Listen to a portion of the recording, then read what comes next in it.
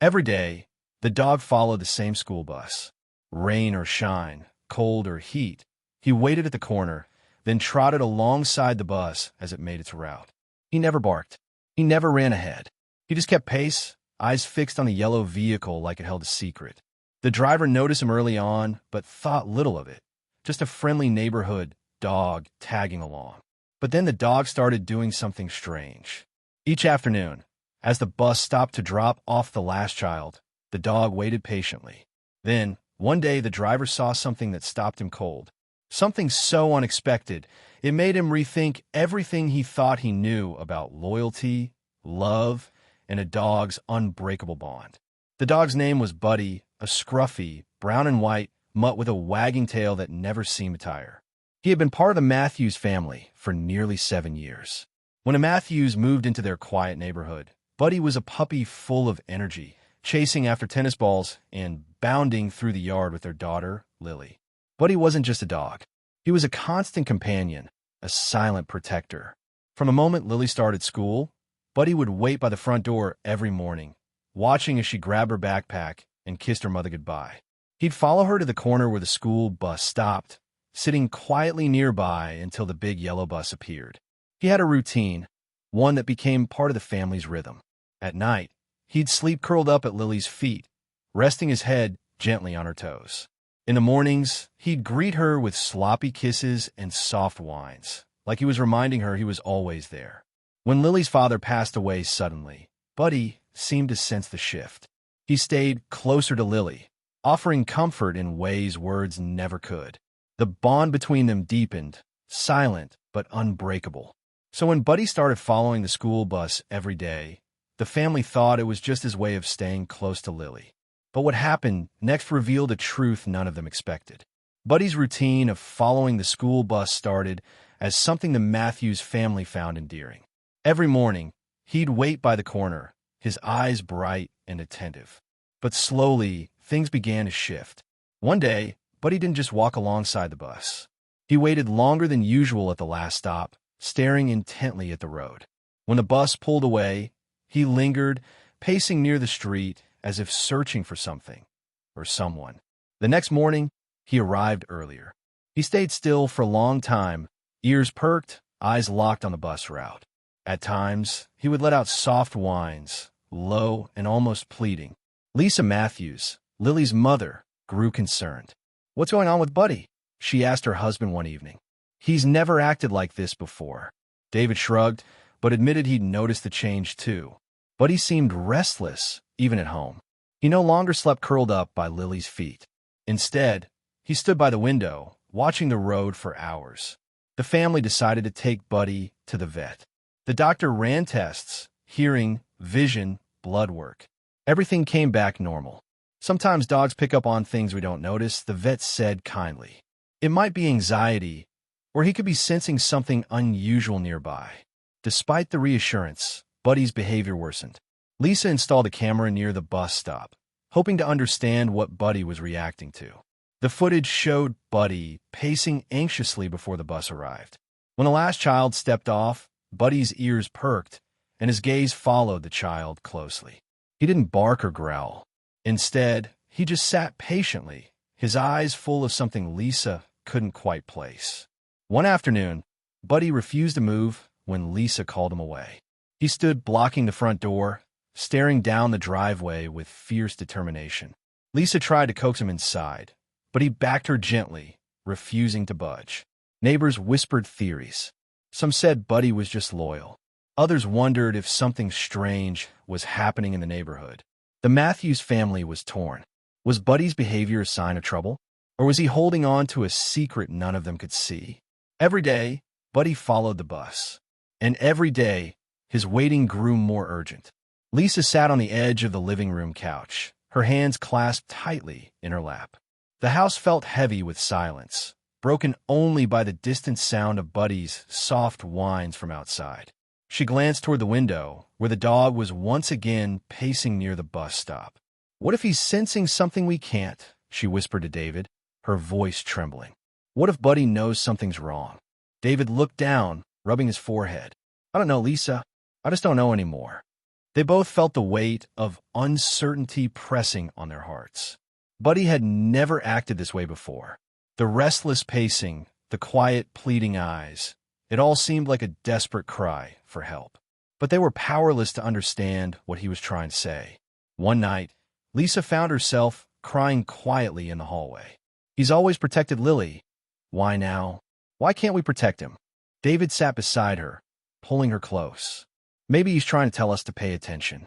Maybe he's scared, but we can't figure out what." The thought of giving Buddy away crossed their minds more than once. "Maybe he deserves a quieter place," Lisa admitted between sobs. "Somewhere he can rest without this worry." But the idea tore at her heart. Buddy wasn't just a dog. He was family, a protector, a piece of Lily's heart. As the nights stretched on, the family felt trapped between hope and fear, love and helplessness. They didn't know what Buddy was waiting for, but they knew it was something big, something urgent. And in the quiet moments, when Buddy's eyes met theirs, they saw a reflection of their own worry and a desperate need to understand. One chilly morning, just before dawn, Lisa was stirring awake when she heard it. The sound she had dreaded but had come to expect. Buddy barking, louder and more urgent than ever before. His voice was sharp and frantic, cutting through the quiet of the early hour. She bolted upright in bed, heart pounding, and quickly threw on her robe. She glanced toward the window and saw Buddy pacing furiously near the bus stop down the street, barking nonstop. His eyes were wide, and his body tense, as if he was trying to sound an alarm. Lisa rushed outside, calling his name. Buddy didn't stop. Instead, he turned sharply and began running toward the end of the driveway. Confused but alarmed, Lisa hurried after him, her slippers slipping on the pavement. At the corner where Buddy usually waited for the bus, he suddenly stopped, then darted off behind a thick row of bushes. Lisa hesitated, then pushed through the branches, heart racing. There, collapsed on the ground and barely conscious, was Lily's best friend, Sarah. Her face was pale and covered with dirt, and she was breathing shallowly. She'd fallen and hit her head badly. If Lisa hadn't followed Buddy's urgent barking, Sarah might have stayed there until it was too late. Lisa dropped to her knees, shaking Sarah gently. "Help's coming," she whispered, dialing 911 with trembling hands. Buddy circled Sarah protectively, growling softly when a passerby tried to get too close. Within minutes, paramedics arrived and rushed Sarah to the hospital. The doctors later confirmed she had suffered a concussion and was lucky to be alive. Lisa sat in the emergency room, clutching Buddy's fur as he lay beside her, exhausted but alert. Tears welled in her eyes. "You saved her," she whispered, stroking his head. "You knew something was wrong." David arrived, wrapping his arms around Lisa and Buddy. "He's been trying to tell us all along," he said softly. "He never stopped watching, never stopped warning." The family realized that Buddy's persistent barking, his pacing, his refusal to leave the bus stop weren't just strange behaviors. They were urgent signals. Buddy hadn't just been following the bus out of habit. He had been protecting the children, sensing danger when no one else could. And on that cold morning, his love and loyalty had saved a life. The next day, Lisa sat in the hospital waiting room, her fingers nervously twisting a tissue as the doctor approached with a gentle smile. His eyes held a seriousness that immediately quieted the room. "Sarah is stable now," he began, "and her injuries, while serious, are not life-threatening. The concussion caused her to lose consciousness, and she was exposed to the cold for several hours. Without prompt care, the outcome could have been much worse." Lisa's breath caught. She looked down at Buddy, who lay quietly at her feet, his eyes heavy but watchful. The doctor continued, "Dogs like Buddy have an incredible ability to sense danger. They pick up on subtle changes in body language, smell, and even shifts in the environment that humans might miss. His barking was more than noise, it was a warning." Lisa nodded, tears streaming down her face. "He saved her. He knew something was wrong when we didn't." David, who had just arrived, placed a comforting hand on her shoulder. He protected her in silence, watching, waiting, doing everything he could to alert us. The doctor added, Many cases like this go unnoticed because people don't understand how dogs communicate. Buddy's persistence and timing made all the difference. His loyalty was life-saving. Lisa reached down to gently stroke Buddy's fur, whispering, "Thank you, Buddy. You were her guardian angel." In that quiet hospital room, surrounded by love and relief, the family understood something profound. Buddy hadn't just been a companion. He had been a protector, an unspoken guardian whose instincts and heart kept a young girl safe when danger was near. And though he couldn't speak, his actions spoke louder than any words ever could. The Matthews family would never forget that day. It was a reminder that sometimes the greatest heroes walk on four legs and watch over us with silent devotion. Buddy's love had saved a life, and that love would never be forgotten. The house felt different after that day, not because anything had changed in its walls or furniture, but because something had shifted in the hearts of the Matthews family. They looked at Buddy with new eyes, eyes full of gratitude, awe, and deep love. Lisa found herself sitting beside him more often, gently running her fingers through his fur and whispering soft thank yous. One evening, as the sun dipped low, casting warm golden light through the window, she knelt down and held Buddy's face in her hands. Tears shimmered in her eyes as she whispered, "You're not just our dog. You're our angel." Buddy blinked slowly, leaning into her touch. It was as if he understood every word. From that moment, he wasn't just a pet. He was family in the truest sense, a guardian who had watched over them when it mattered most. Days turned into weeks, and Buddy settled back into his old routines. He still followed Lily to the bus stop, but now he waited calmly without barking.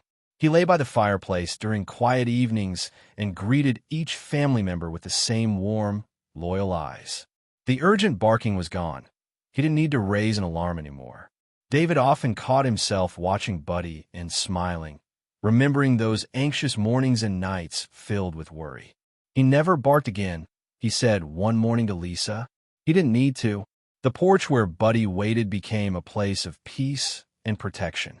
Every afternoon, as the bus passed by, Buddy would sit quietly, watching, not out of fear or sadness, but out of love.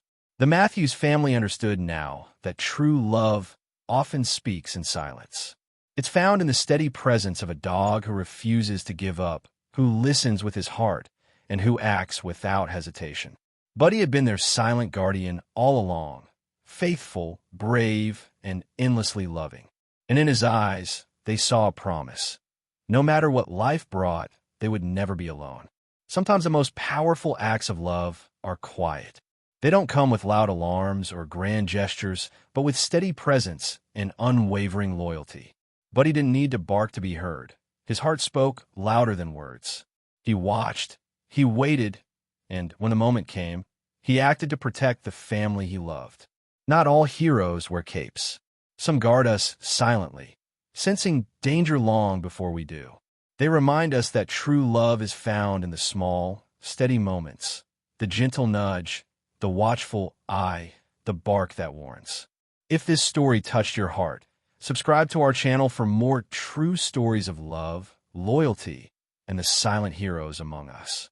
Because sometimes the greatest protectors walk on four legs, with hearts bigger than we can imagine.